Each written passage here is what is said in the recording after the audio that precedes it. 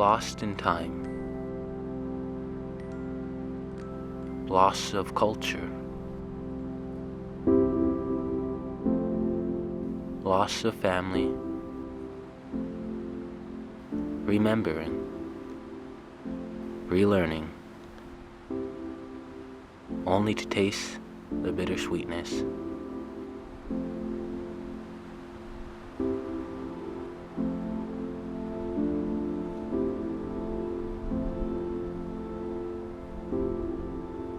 I like the idea that culture is evolving. I grew up away from my reservation, from my family. My dad was actually adopted off of his reservation when he was a baby, so we didn't know about that family actually until he was about my age.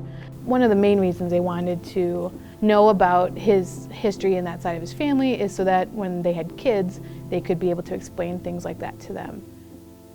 So even though I also grew up away from traditions and culture and my other Native family, my parents still really instilled in us a lot of traditions that they knew and had learned since they had found out about his family.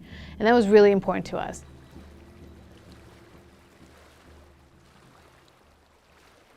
One day a fisherman decides that today is the day he's going to teach his son how to catch crabs.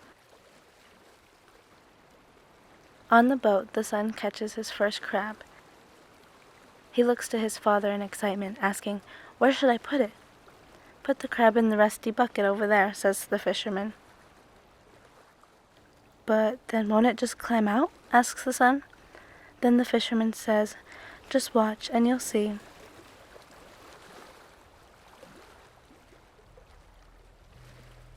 I've had experiences where I've been at powwows and I've had elders come cuss me out at a powwow and say, "You shouldn't be dancing, you're not native, do you even have a tribal ID? Obviously it's fake, you dance like you're on drugs. Oh, you must do drugs, like why are you even here?"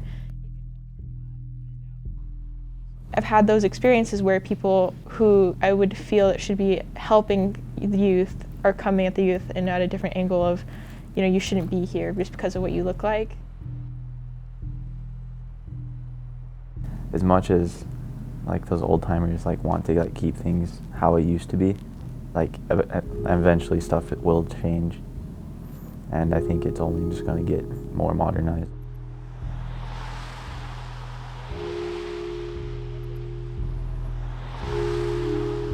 So as the day went on and more crabs filled the rusty bucket, the fisherman brings the son over and says, "Son, take a look in our bucket and tell me what you see." The son looks over and sees the crabs trying to escape, climbing and clinging on the sides, but eventually being pulled down by the others. The son says, "They won't help each other, and that's why they can't get out."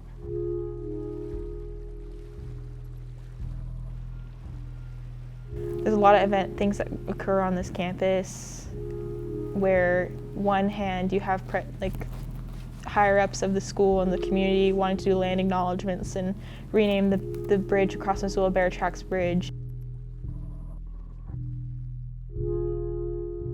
Meanwhile, in the basement of our archaeology building, there's remains of Native people from Little Bighorn.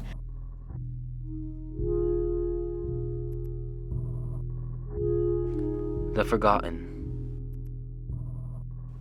Deep in the darkness. The hidden. Behind the curtain. The curtain. Made of lies.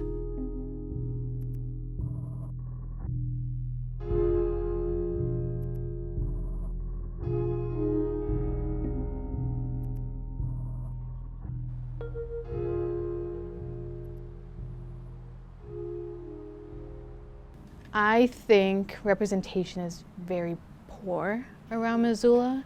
I think the only reason I know a whole lot about, Native landmarks and areas around Missoula is because I either sought them out or I learned from other people in the community that I found here.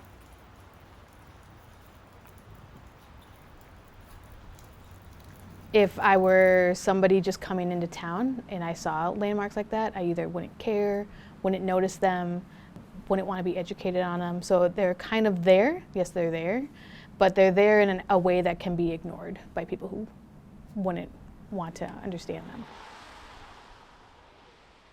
There's good intentions of the community in the sense that, they want to do the right thing, you want to put the right foot forward.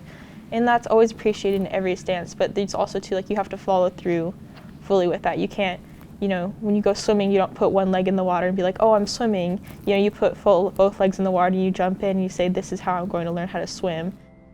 The whole community needs to learn how to work together and work together to build that mutual level of respect.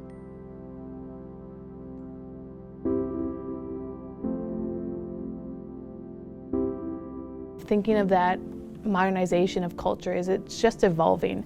Our world is ever changing for lots of people, not just Native people. And I think thinking of it as evolving to something new and something that can help a lot of people is really important.